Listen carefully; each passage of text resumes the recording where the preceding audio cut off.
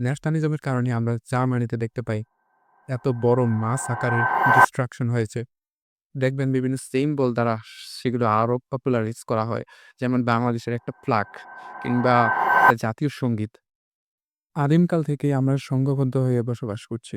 আমরা একটা নদীর ধারে আমরা নিজেরা একটা বসতি তৈরি করছি। নিজেদের একসাথে থাকার জন্য পরিবেশ থেকে বিভিন্ন হিংস্র জন্তু থেকে বাঁচার জন্য আমরা সবসময় একসাথে বসবাস করে আসছি। যেহেতু একসাথে বসবাস করে আসছি আমাদের মধ্যে বিভিন্ন কানেকশন আমাদের মধ্যে বিভিন্ন তথ্যের আদান-প্রদান ঘটছে। যার ফলে আমাদের একটা হৃদ্যতার সম্পর্ক একটা বেড়ে আসছে। তো যে বিষয়টা আমাদের একটা ট্রাইবের মধ্যে ভালোবাসার যে বন্ধনটা সেটা আরো বাড়িয়ে দিচ্ছে। তো এই ধারণা থেকে আস্তে, আস্তে সেই ট্রাইব গুলো বড় হতে থাকলো। ট্রাইব গুলা ছোট থেকে তারা বড় হতে থাকলো। তাদের বংশবিস্তার ঘটতে থাকলো। একসময় দেখা গেল যে তারা অনেক বৃহত্তর পর্যায়ে হয়ে গিয়েছে। তারা এখন শুধু ১ জন ২ জন না, তারা এখন ২ জন মানুষ না, তারা এখন ২ থেকে ১০০ জন মানুষে পরিণত হয়েছে। এই যে ধীরে, ধীরে বৃদ্ধি হয়েছে, এখন দেখা গেছে যে ১০০ জনের মধ্যে ৫০ জন আ একটা তারা আগের জায়গায় আছে আর ৫০ জন দেখা গেছে এখানে আসলে ঠিকমতো পানি পাওয়া যাচ্ছে না, ঠিকমতো কোনো সুযোগ সুবিধা নেওয়া যাচ্ছে না। যার ফলে তারা তাদের বসতি এই জায়গা থেকে চেঞ্জ করে অন্য জায়গায় নিয়ে গেছে। যার ফলে দেখা গেছে যে তাদের মধ্যে আর ওদের শেষে ৫০ জনের মধ্যে একটা ফারাক তৈরি হয়েছে। তারা চিন্তাভাবনা, তাদের আচার-আচরণ by the time চেঞ্জ হয়ে যাচ্ছে। এই যে এখন এখানে একটা ট্রাইব, এখানে একটা ট্রাইব। একটা ট্রাইব থেকে এখন ২ টা ট্রাইব হলো। তো এই বিষয়গুলো আস্তে, আস্তে বড় হতে, হতে একটা আ বড় ধরনের একটা পুরো পৃথিবী ছড়িয়ে গিয়েছে। তো এই যার ফলে আমরা বিভিন্ন গোত্র তৈরি করেছি। আমরা বিভিন্ন দেশ তৈরি করেছি। এই যে আমরা ট্রাইবের হিসেবে অনেক দেশ তৈরি হয়েছে। তো এই ট্রাইব থেকে বলা হয় যে বড়, বড় ট্রাইব গুলাই হচ্ছে আসলে দেশ। কিন্তু বিষয়টা কি আসলে সত্যি? বড়, বড় ট্রাইব গুলা কি আসলে একটা দেশ হতে পারে কিনা? হ্যাঁ, আমাদের বাংলাদেশের কথা চিন্তা করুন। আমরা যে বাংলাদেশ হয়ে গেছি, বাংলাদেশে হওয়ার কারণ হচ্ছে মেইনলি ইসলামের ভিত্তিতে, তারপর হচ্ছে আমাদের বাংলা ভাষার ভিত্তিতে। যেহেতু ইসলামের ভিত্তিতে সেহেতু আমরা পূর্ব পাকিস্তান এবং পশ্চিম পাকিস্তান হিসেবে ছিলাম এবং বাংলায় ছিলাম। এবং যেহেতু ২ টা আলাদা রাষ্ট্র, একটা উর্দু ভাষায় কথা বলে, আরেকটা বাংলা ভাষায় কথা বলে। সুতরাং তাদের মধ্যে একটা ডিফারেন্স হওয়াটা খুবই স্বাভাবিক। তো এই বিষয়টা আসলে ঘটে আমাদের মধ্যে। তো পরবর্তীতে সেটাই ন্যাশনালিজমের রূপ নেয়। আমরা আমাদের যেই ট্রাইব গুলো আছে আমরা পুরা বাংলাদেশ যারা বাংলা ভাষায় কথা বলে, কিছু ডিফারেন্স ছাড়া তারা সবাই একত্রিত হয়ে এখন আমরা বাংলা দেশ তৈরি করেছি। তবে এখানে অনেক ডিফারেন্স আছে।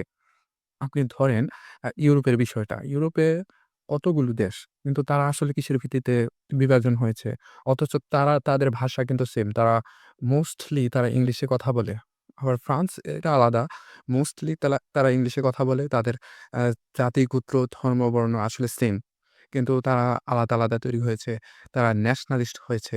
ন্যাশনালিজম এর কারণে আমরা জার্মানিতে দেখতে পাই এত বড় মাস আকারের ডিস্ট্রাকশন হয়েছে। যে মুসোলিনি ফ্যাসিস্ট হয়েছে ন্যাশনালিজমের ফলে। আমরা জার্মানিতে দেখতে পাই হিটলার ফ্যাসিস্ট হয়েছে ন্যাশনালিজম এটার ফলে। এই যে নাজি শব্দটা তার যে দল নাজি, নাজি তার ন্যাশনালিজম থেকে এসেছে। তো এই বিষয়গুলো আমাদের মানে ন্যাশনালিজম তৈরি হওয়ার আসলে কারণটা কি? তো এটার কারণটা নিয়ে আজকে কথা বলছি বিস্তারিত। তো এই ধীরে, ধীরে ন্যাশনালিজম জিনিসটা প্রসার হয়েছে। আসলে ন্যাশনালিজম প্রায় ২০০ বছর আগেও ন্যাশনালিজমের প্রভাব আমরা বিশ্বে লক্ষ্য করি নাই। কারণ তখন তো দেশই ছিল না। দেশই এক্সিস্ট করত না। এই ন্যাশনালিজম প্রভাবটা আসলে ওই ১০০ বছর আগে থেকে এটা ধীরে, ধীরে মাস আকারে তৈরি হচ্ছে। আপনার যেই বাংলাদেশ, ধরেন বাংলাদেশ তারা তাদের বিভিন্ন বই কারিকুলামে তারা দেশ কিরকম আমাদের দেশের ঐতিহ্য, আমরা কেন সেইম, আমরা কেন আলাদা আলাদা না, আমরা কেন অন্য দেশের হয়ে যুদ্ধ করতে হবে যখন যুদ্ধ আসে। এই বিষয়গুলা নিয়ে আমরা আলোচনা করা হয়েছে। এবং মাস মিডিয়া এটা প্রচার প্রসারে আরো ইফেক্টিভ রোল প্লে করেছে। যার ফলে ন্যাশনালিজম এর ধারণাটা আমাদের মনে গেঁথে গেছে। আসলে দেখেন আমি কুমিল্লায় থাকি।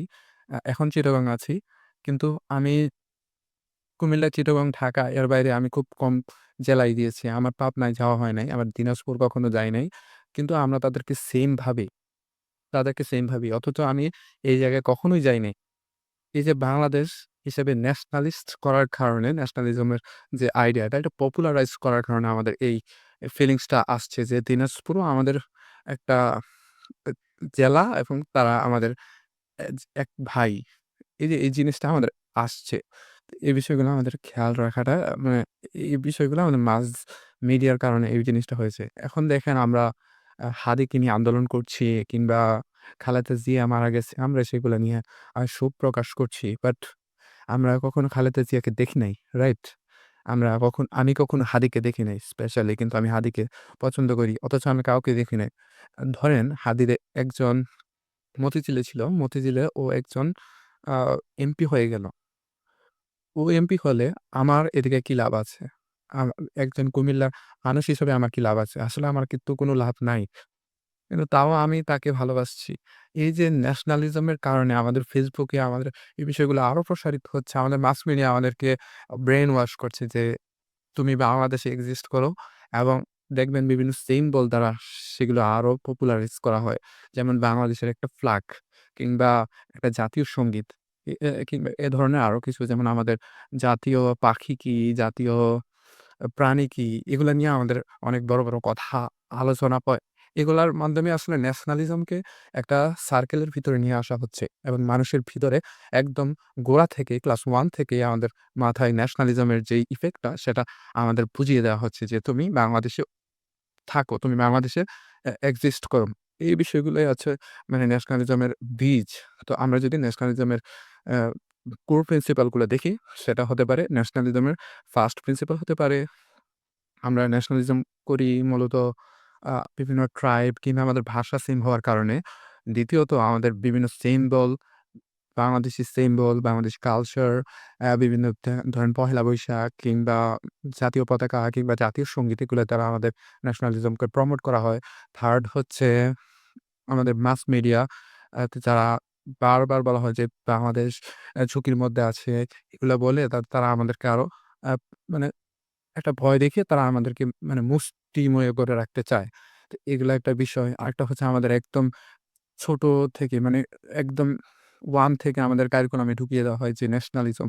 আমাদের বলা হয় যে জাতীয় পশু কি, জাতীয় পাখি কি বাংলাদেশের স্পেশালি কিংবা বাংলাদেশের সর্বোচ্চ আ নেতা কে এগুলো আমাদের মাথায় ঢুকিয়ে দিয়ে আমাদের ব্রেইন ওয়াশ করা হয়েছে।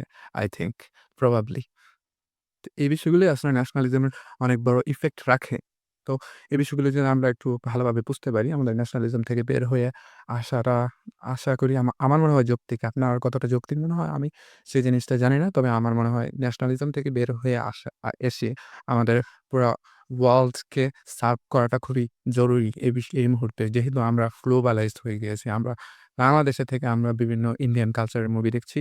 আমরা ওয়ার্লডের বিভিন্ন বড়, বড় যেই ঘটনাগুলো চলছে, ডোনাল্ড ট্রাম্প ভেনেজুয়েলা আক্রমণ করছে, ইরান এখন হুমকির মুখে আছে। এগুলা আমরা যেহেতু চিন্তা করি আমাদের আসলে গ্লোবালি এখন কথা বলা উচিত। Not nationally. তবে আমার মনে হয় ন্যাশনালিটি এরা আগামী ১০০ বছর পরে এটা মানে ন্যাশনালিজম থেকে বের হয়ে অন্য একটা রূপ ধারণ করতে পারে। যেমন হ্যাঁ, গ্লোবালাইজ হতে পারে। I don't know but maybe uh আল্লাহ জানে কি হয়।